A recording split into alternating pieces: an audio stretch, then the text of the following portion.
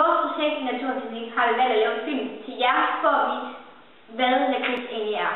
Og til det her projekt har jeg været med til at lære det, CBC, Annie og Kira. Og først og fremmest så vil jeg fortælle jer generelt om lakrids. Ordet lakrids stammer på det græske ord ridse, som betyder rod. Lakridsplanten den vokser i Rusland, Lilleasien, Centralasien og ved Middelhavet. Og de kan simpelthen bedst lide at vokse på floder, hvor der kan være oversvømmelser. Lakridsplanten det er en det kan være en lægemiddel. Og så kan det også være en ukrudtsplante.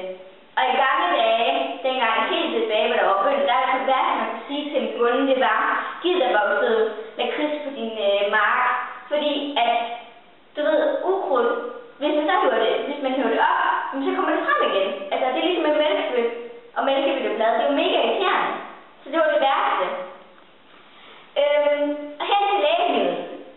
Lakrids var lægemiddel, fordi hvis du nu havde et sår på din arm, så kunne du simpelthen dryppe noget af det her lakrids på din arm, og så helte det meget hurtigere. Det var også sådan, hvis det var, at man var ude at gå lang tid, og mange dage, så kunne man tage den der lakridsrod, spise noget af det, og så tage det. Nej, det var man ikke overhovedet ikke, og det holdt op til 11-12 dage.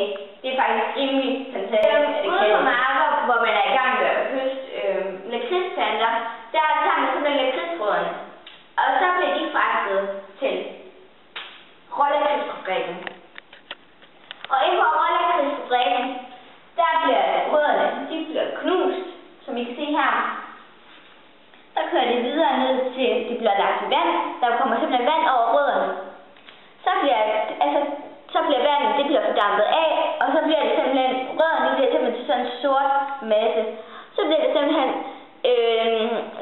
bliver puttet i nogle former, og så bliver det transporteret til lakridsfabrikken, hvor det er sådan, at ved lakridsfabrikken, der laver man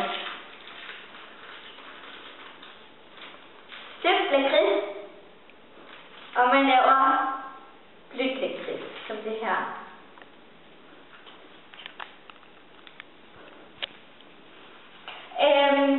I en helt almindelig i lakrids, der kommer der siv, mel, sukker og i det hele taget kun 5% lakrids i.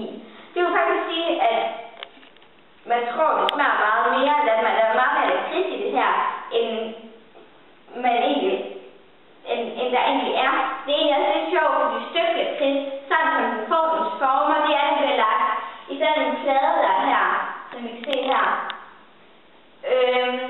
Så kommer der noget majsmel over, og der kommer alle mulige ingredienser i. Så kommer det i tørskab, og det meste af alt, det er vand, som er kommet i herover, det bliver simpelthen dampet ud.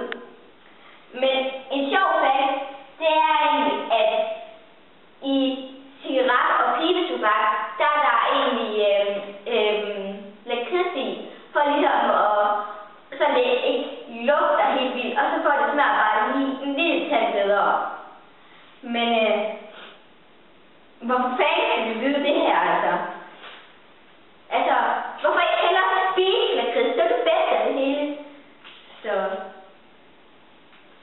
hvorfor skal vi leve uden lakrids? Nej, hvad? Vi har forresten et interview med Tommy og for Hjertenkiosken. Lyt lige med. Vi står op i Hjertenkiosken sammen med Tommy, og vi står klar til lige at stille nogle spørgsmål. Omkring har du fornemmelsen, hvor mange kilo lakrids du sådan får hjem om ugen? I butikken her? Ja. Det er meget forskelligt. Altså, kun lakrids eller kun lakrids? Ja. 60 kilo. Okay. Har du sådan fornemmelsen, hvilket slags lakrids du sælger mest? Om det er sådan noget støbt lakrids, som de små lakridsposer der til 2 kroner, eller hvad det er? Det er løsvægt, og helst sød lakrids. Har du sådan fornemmelsen om, du sælger mere lakrids, end du sælger vingummi? Det tror jeg nok, jeg sælger lidt mere vingummi. Okay, tak din tid.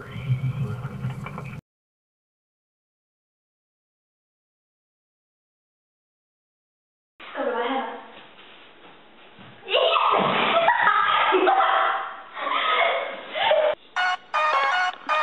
Ordet samling.